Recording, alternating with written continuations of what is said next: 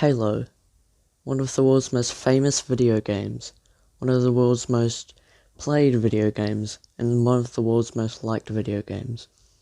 Now, it's been a bit rough turning it into like a film or a TV show with many cancelled projects, as well as different directors being brought in and all that.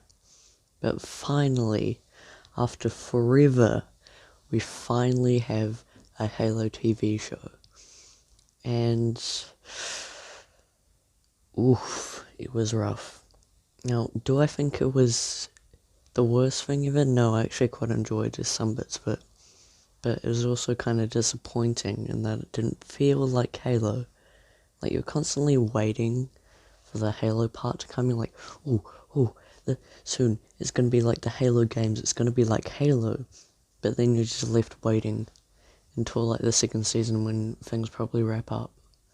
But yeah, now I do think it was a little bit weird when they got the Master Chief, and then there's the second character, Quan, and then they did like a B plot thing. They made like plot A with Master Chief and the UNSC and the Sparta program with Dr. Halsey, all that, and then you've got like the B plot with like Quan and this other guy. But yeah, it's kind of weird because they don't relate in any way. Plot B or the B plot doesn't relate to the main plot in any way. And it's kind of weird because you've got entire episodes dedicated to it, even though literally no one cares. And yeah, it's just weird. It feels like a bit that's just tacked on there for time to make extra content. But yeah. Now, as for the story itself or the characters, it was alright. As I said before, not very Halo-y. You only get like 3 major battles throughout the entire series, maybe 4 if you count the finale to the B-plot. But yeah, it's kind of just talking, and everyone's just staying in the Reach City, and not really going into space or anything. It's kind of boring. I don't really like the take they did on Halo. I feel like they should have just gone with the original Halo take. I mean, all they did is they made that Master Chief takes off his helmet all the time, even though the main thing in the games is that he never takes his helmet off. But here, it's rare to see a moment where he has got his helmet on. I mean, he puts it on for like a 2-second warthog ride, then immediately takes it off afterwards. So yeah, that's a bit weird. Now, as for the show itself, I do think it was alright. The visuals were actually pretty good. Well, they weren't great, but they were decent. I mean, the Halo shots are particularly, or the rings, the shots of the rings were particularly beautiful.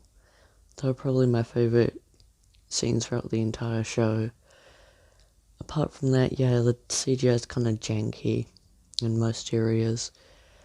But then again, it was kind of swapped around between like Paramount Plus and this other show place. And because it was on the other show place, or it started on the other show place, when it went to Paramount Plus, they kind of bumped the rating down a bit. But you can tell because they were trying to make the show very edgy, very dark, show a little bit of blood and all that. But yeah, I feel like it wasn't really worth it. And it's also got a bit of a dull setting. Like, when you think of Halo, you think of like the massive planets, you think of all the Covenant ships and that, you think of all the massive battles, but there's like hardly any of that. You just get the most dull, most generic sci-fi settings, like the hallway of ships, and then that's about it. I hope they definitely lean more into the bigness in the second season, but yeah, I feel like they kind of missed out on that in the first season. And apart from that, the supporting cast is alright. I mean, what other show do you have that allows you to see Jackie Brown having a seizure? And, yeah. Also, the other complaint about the story is that Master Chief makes all the big decisions in the very first episode, like the choice to go against the UNFC, touch the object that everyone's trying to touch. Yeah, he makes that all within like the first episode. And then the rest of the series he's kind of just walking around, discovering exposition and all that. So yeah, that part's not very great. When he... And besides, I do think it's weird because Master Chief is supposed to be this big super soldier, where his heart is cold and his moves are bold, but he kind of doesn't do that. He isn't as cool as he is in the games, which is probably the main part. So it doesn't live up to the expectations of Halo, but yeah, it's not necessarily bad. Like, if this was the first time we ever saw Halo as a brand, it would be pretty good. But, like, compared to the games, no. I would give it like a 7 out of 10. Maybe a 6 out of 10. Honestly, not that great, but not the worst thing in the world. Anyway, I'll see you in the next episode, and bye-bye.